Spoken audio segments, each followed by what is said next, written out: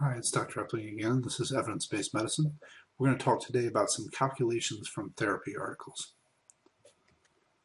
So the objectives of this are to compare when you get results from two groups in a study, both the experimental or the exposed group and a control group. We're going to talk about all these different statistics that you can calculate that can help you interpret those results. And then we'll go over some of the p-values, confidence intervals, and some of the other statistics that are used in these studies. So when you get the results of the study back, you usually have at least one intervention group and one control group. Remember that those groups can be different in terms of they could be an active intervention and a placebo group for the control, or the control group could be another therapy, maybe an older therapy that they're comparing a newer therapy against. For each of these groups, if you're not provided the numbers, you are going to count the number of people with the disease in the intervention group, something we call the experimental event rate. So if you had 100 people in the intervention group, 18 have the disease, therefore the experimental event rate is 18 over 100, okay, for 18% or 0.18. It's usually better to do these things in decimal places just to keep everything straight. For the control group, same way, the control event rate is the number of people with the disease over the denominator of people in the group, and you get 0.39 in this case, or 39%. So to calculate a relative risk, which is the most common statistic you'll see, but as we'll hopefully argue, not the most useful one, first of all, it's useful to know that a relative risk and risk ratio and rate ratio are all terms for the same things. So get used to seeing those different terminologies for the exact same statistic in this case. And if you think about it, each of the individual terms make reasonable sense. The relative risk is the experimental event rate that we calculated in the last slide over the control event rate. So and that's a pretty easy statistic. Usually if you find that a intervention helps reduce the risk of a bad outcome, this relative risk will be less than 1. So a person will have a relative risk of less than 1, 0.6, 0.5, 0.3, whatever, to indicate that their risk is less if they took the intervention than if they didn't.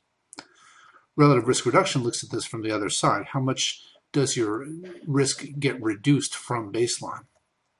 And so it takes this baseline risk. If 1 is representative of the same risk as in the control group, then the relative risk reduction is 1 minus the relative risk. So if the relative risk was 0.6, if you're 0.6 times as likely to get the disease given the intervention, then 1 minus 0.6 is 0.4. So your relative risk reduction, how much your relative risk is reduced, is 0.4. So an example, using the numbers from before, so control event rate's 0.39, the experimental event rate is 0.18. The relative risk here is 0.18 over 0.39, or 0.46, or 46%. So oftentimes it's useful to translate these into English, but even the English doesn't really help here. But let's try it. You're almost half as likely to get the disease in the intervention group, meaning your risk was reduced by half, but also that 18 is, or 0.18 is roughly half of 0.39. So that's one way to interpret these. For relative risk reduction, using the same numbers, if your relative risk was 0.46%, 1 minus 0.46, if your relative risk was 0.46, then 1 minus 0.46 is 0.54. So you're 54% less likely to get the disease in the intervention group. This one compared to a statistic we'll talk about later called absolute risk reduction. It's difficult to differentiate between those in English, and so we're stuck with improper terms or imprecise terms. Odds ratios. Odds ratios are used principally when you're looking at case control studies, studies that look backwards from having an outcome. You group people by outcome, either having the outcome or not having the outcome, and then you look back to see whether they were exposed or not. So because there's no population-based denominators to, a number of people in this group, a number of people in the control group, and you're looking forward, because you don't have that, you have to use these odds ratios in order to calculate them. They're used when the relative risk cannot be calculated, as I said, in case control, and you'll see odds ratios pop up in meta-analyses also. Relative risk and odds ratios give roughly the same results when the outcome is rare. So if there's a generally rare outcome or a low control event rate, you'll get an approximately the same numbers for these.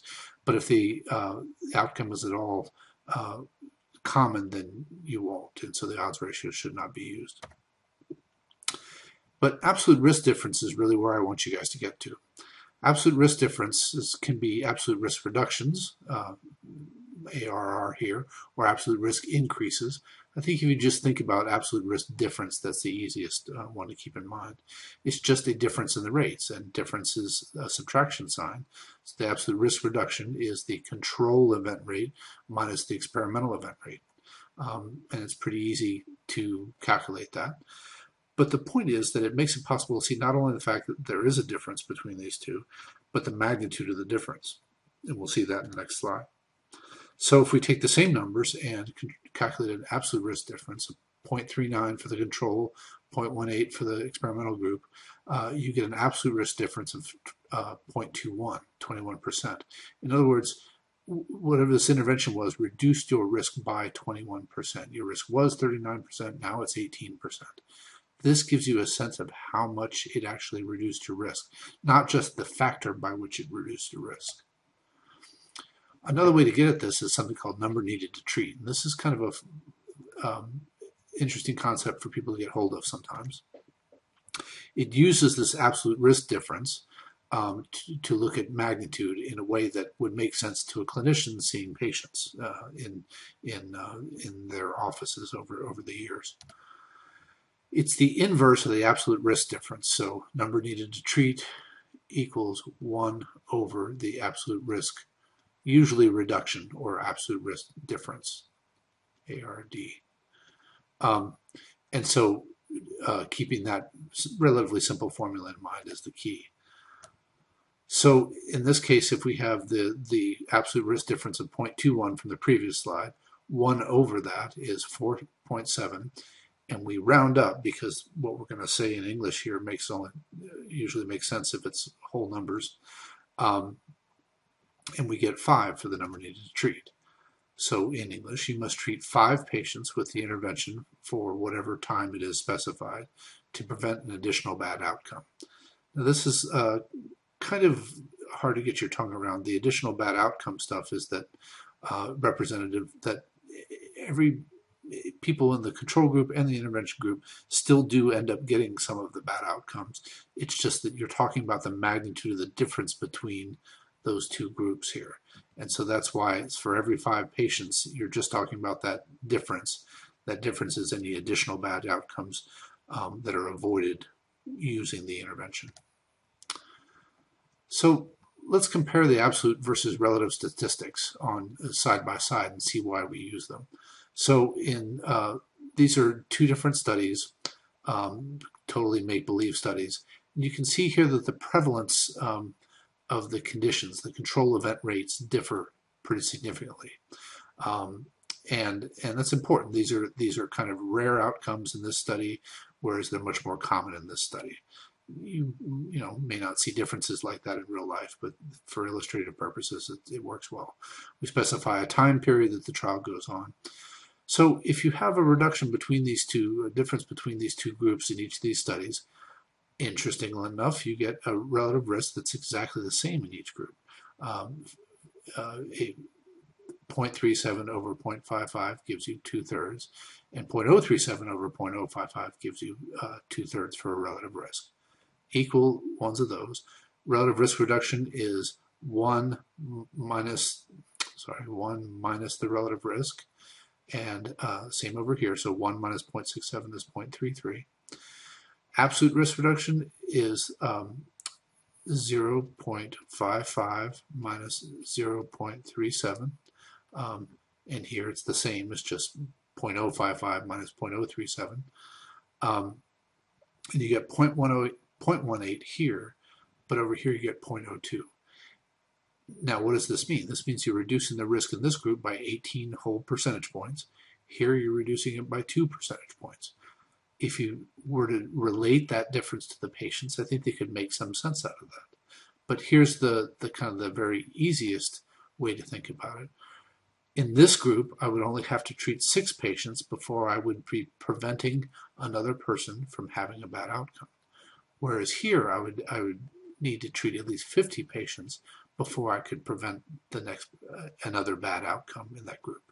It just gets to how frequently you will you're prescribing this medicine or whatever the intervention is will actually result in a good outcome. So again, just in English, treat 6 patients with the intervention for 12 weeks in order to prevent 1 additional outcome. Study 2, I must treat 50 patients, with the intervention for 12 weeks in order to prevent 1 additional outcome. But the relative risk reduction didn't change. This is why pharmaceutical representatives, the media, other people tend to pick up on relative risk reduction way sooner than they will to go back and figure out what the absolute risk reduction is. And we're used to hearing about relative risk reductions in the media, so be careful with that. Just to go over some statistical terms again, remember all of these statistics are done on dichotomous outcomes. You either had the event or didn't. They are event rates in a group, proportions within a group. And you can only analyze dichotomous outcomes using absolute risk reductions, number needed to treat, relative risk, etc. But there are plenty of continuous data, continuous variables used as outcomes, blood pressure means between groups, median number of days until improvement between groups, all these things. These are analyzed in different ways. Try not to make the mistake of trying to calculate a number needed to treat between 2 medians. That doesn't generally make sense. A p-value is the probability that the treatment effect observed occurred purely by chance, or in actuality, a p-value is the chance that the null hypothesis was true. Remember that studies are set up where we pretend or we aim to show that there is no difference between the groups and are happily surprised when the p-value is less than a 0.05, which indicates that we need to reject that null hypothesis. This is the level that's usually accepted for statistical significance, although it can definitely be lower, and in some cases should be lowered if you're doing multiple comparisons for lots of data, or you're really drilling down into very complex data. You probably want to have this this p-value be lower. A confidence interval is a range of values within which it's probable that the true treatment effect lies. In other words, you can have a rate of anything. You can have a sample statistic of a population or whatever, and you can put a confidence interval around that based on the fact that you're just studying a sample of the population. That's what statistics is about. It's about making these inferences about the population given a sample. The key here is that when the confidence interval is used, and what else can it tell you here? A confidence interval around just your average rate just gives you a precision of the estimate sort of information.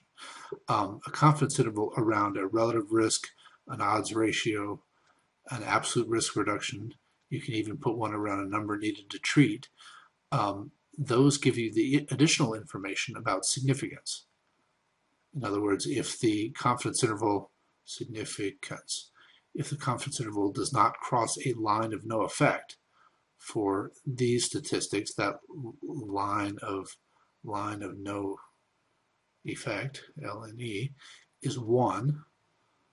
For these statistics, the line of no effect is 0. Right? A difference of 0 means that there's no effect with absolute risk reduction. A ratio of 1 means there's no effect with relative risk and odds ratio. So only for these statistics does a confidence interval impart significance information. but no matter what statistics are, it always gives you some information about precision of the estimate. Other terms, the mean is just the average. The median, which is frequently used in medicine, is a midpoint value in a series of data. The standard errors around these, the errors that are calculated around these, standard deviation is calculated for means, and something called interquartile range, or the 25 to 75th interval, is calculated around the median, and they're just estimates of variance of that particular statistic. So those are good to realize about those.